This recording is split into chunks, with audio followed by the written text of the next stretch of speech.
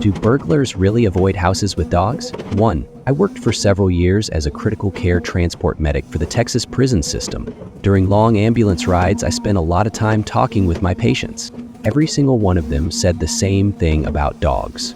Even the presence of a noisy little chihuahua would make them move on to a less hazardous house. The thought of encountering a large, quiet dog was terrifying. There were always plenty of other houses to target. I trained my dogs, especially the big ones, to sit quietly behind me as I talked to visitors at the front door. Those door-to-door magazine salespeople, often fundraisers for causes you've never heard of, are really just trying to find out who's home during the day and get a peek into your house.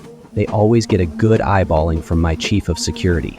2. My dad was a cop, and back in the early 70s, he had a pit bull. If he was home and someone approached the front door, the dog would let out one quiet, almost whispering bark. Then he'd stand next to the door, watching silently. Dad always wondered what would happen if he wasn't home. Eventually, he found out. One night while Dad was at work, someone broke into the house. Thunder, the pit bull, apparently sat in the dark in complete silence, patiently waiting for the burglar to close and lock the door. He then relieved the intruder of much of his clothing and a large part of his backside. Dad came home to find the living room littered with scraps of bloody fabric and the inside of the door covered in frantic, bloody handprints. The guy got out, but it turned out he was a drug addict who lived down the block. He was easy to find by following the trail of blood down the sidewalk. The dad didn't have him prosecuted, but they did have an in-depth conversation about the young man's future. The guy told Dad there was no way he'd have broken in if he'd known about the dog. He moved away within a week. 3. I live on the border of a rough neighborhood and have 5 dogs of varying sizes, from large to small. One day, a thief stole something from a local store on the edge of our property. Unaware of my animals, he sneaked around to retrieve his stolen items, only to be met by 2 of my most protective dogs. The police told me they chased the thief for over a mile. In fact, the only reason they knew who the thief was is because of my dogs chasing him. Fast forward a year, and we still aren't locking our doors or concerned about burglars. I pulled up at the local gas station across the street from the store, and the thief who had stolen from the store noticed my van with a decal for my dog business on it.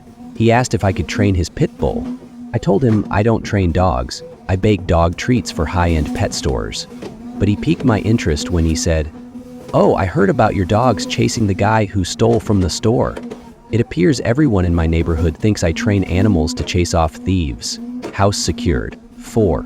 This happened to a friend twice, both times with the same outcome. The friend was a breeder of Rhodesian Ridgebacks.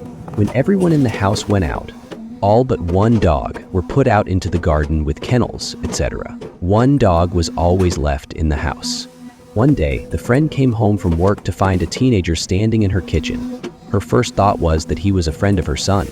Her next thought was that there was only one dog in the house, and if her son were home, all the dogs would have been inside. Also, the dog in the house hadn't rushed to greet her, but was sitting by the stranger. The poor boy was terrified.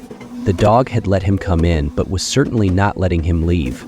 The police found it very amusing. The same thing happened with a second intruder, but they had the misfortune of coming over the garden fence to face several large hounds, rather than just one. 5. Another friend had a similar experience. He had a Rottweiler that had been in the garden enjoying the sunshine. The owner went indoors to get a drink, and when he came out, he heard a little voice saying, "Help, please help." The gate leading to the back garden was to the side of the house. He looked there and saw a man with a duffel bag full of stolen goods from the house next door, pinned to the wall by the dog, with big paws on his shoulders. My friend found this hilarious, as not 10 minutes before, the dog had been chased around the garden by the family's pet rabbit. 6. The German Shepherds. I live in an area where, I kid you not, there are 11 drug dealers within 100 meters of my house. I've had many people start to break in, kicking the door, breaking a window. Only one was stupid enough to try and get in after the dog started barking. He wasn't bitten, but when I came out of the shower, he was on top of the fridge with his pants and shirt looking like he had gotten into a fight with a lawnmower and lost. After that, only newcomers would try to break in. You wouldn't think, meeting my dogs on a leash or running the streets, that they are mean or aggressive. But come into my house uninvited and you'll regret it. I have German Shepherds, and my third dog is a Lab Shepherd pit mix. Good luck to anyone stupid enough to try and hurt me.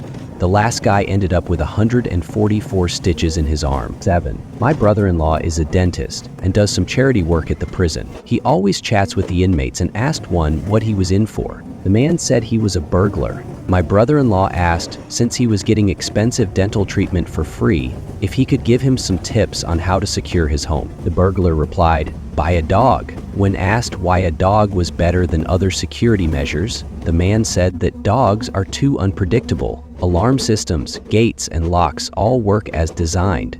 With dogs, there are too many variables. 8. My dad was a police chief, and when I moved to my first apartment, I asked him this question. He told me that a professional, top-notch burglar will not be deterred by an alarm system or a dog. If they want something you have, they will find a way to get it. He then pointed out that almost all burglars are opportunists, and even the very few professionals aren't all that good. He said that if two houses are side by side, one with an alarm or a dog or both, and the other without, the burglar will always choose the easier house to rob, unless you have something extremely valuable that is blatantly visible, such as an expensive laptop that someone could smash a window and grab.